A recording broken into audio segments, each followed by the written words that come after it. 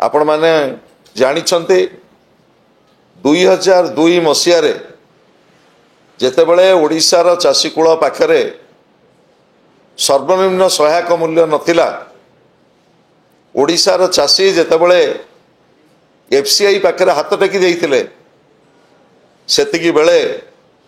राज्यर दायित्व नेले भारत वर्षर लोकप्रिय नेता श्रीयुत नवीन पट्टनायक एवं 2004 मसीह विकेन्द्रीकृत धान संग्रह व्यवस्था रे राज्य सरकार अनुबंधित हेले एवं ओडिशार चाषीकूल को मिनिमम सपोर्ट प्राइस मिलिला एवं तापरे ओडिशा रे चाषीकूलर उत्पादन एवं राज्य सरकार नवीन पट्टनायक नेतृत्व रे जो लोकाभिमुखी योजना करागला ओडिशार कृषक मानक पई जो स्वतंत्र कृषि बजेट कले जा फल ओडिशार अधिक रु अधिक चाषी माने अनुप्रेरित होई धान उत्पादन रे ओडिशा भारत वर्षर तृतीय स्थान रे आमे पहुँचिले एवं 80 लाख मेट्रिक टन पर्यंत धान उत्पादन करी ओडिशा भारत वर्षर पांच थर आमर कृषि कर्मण पुरस्कार आमे पाइचे जहाँकि ओडिशार चाषीकूलर कठिन परिश्रम एवं अध्यवसायर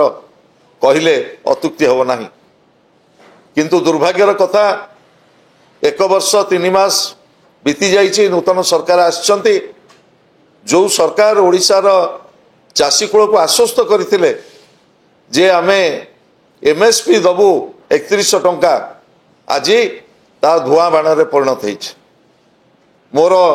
दाबी रहिबो एई 3100 टंका जहाँ भी दिया जाउचे बोनस ताको आईन सिद्ध करा जाऊ ए सरकार गला निर्वाचन समय रे डबल इंजन सरकार ओडिशार चाषीकूल को आश्वस्त करथिले जे आमे स्वामीनाथन कमिशन रो रेकमेंडेशन प्रस्ताव को कार्यकारी करिवु स्वामीनाथन कमिशन रो रेकमेंडेशन थिला चाषी रो उत्पादन एवं तापरे 1/3 चाषी पाई अधिक किभली भाव रे अनुदान दिया जिवो ता थिला स्वामीनाथन कमिशन रो रिपोर्ट किंतु आज पर्यंत एटी डबल इंजन सरकार थिले मध्य राज्य रे स्वामीनाथन कमिशन रो रिपोर्ट कार्यकारी हेई नाही किंतु आपण माने देखिथिबे गला खरीफ जाइछि एवं रबी समय रे जो भली भाव रे सारा राज्य रे पश्चिम ओडिशा ठू आरंभ करी उपकूल ओडिशा पर्यंत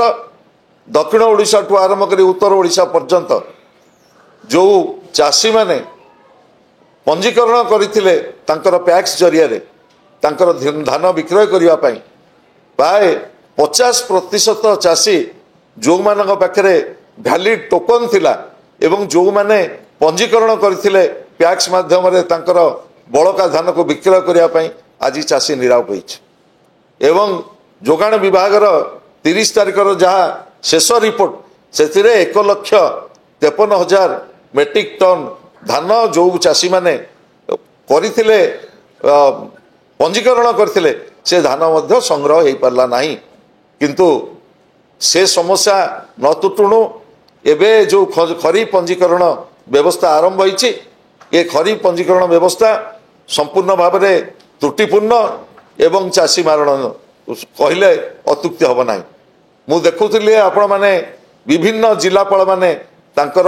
एडवाइजरी बाहर करछंती बलांगीर जिलापाल गोटे एडवाइजरी बाहर करछंती तांकर डीआरसीएस एवं बालेश्वर जिलापाल से मध्य गोटे एडवाइजरी बाहर करछंती जार कोनोसी संगति नाही आमर दाबी रहिबो राज्य सरकार तुरंत खरीफ धान संग्रह प्रक्रिया जो पंजीकरण व्यवस्था चली ताकू सरलीकरण करू एवं स्पष्ट भाव रे जो फूड पॉलिसी घोषणा करछंती ताकू निश्चित करंतु ओडिशार चाषी कूल जो भली भाव रे खरीफ धान ठीक भाव रे संग्रह बिक्री करि परिबे एवं संग्रह होई परिबो एवं ओडिशार चाषी कूल आज जो भली भाव रे प्रतारित होईछि आपण माने देखुतबे पैक्स जरिया रे आमर जो सार सब्सिडाइज सार दबा कथा आज से सब्सिडाइज सार मध्य लोकों पाखरे चाषी पाखरे पहुँची पारनी आज ओडिशार चाषीकूल जो भली भाव में प्रतारित होती से आसंता चलित मास 18 तारिख दिन बरगढ़ ठारे ओडिशार विजु जनता दल आह्वान रे कृषक माने आमे समस्ते राजरास्ता को आसबू ओडिशा सरकार ये जो चाषी विरोधी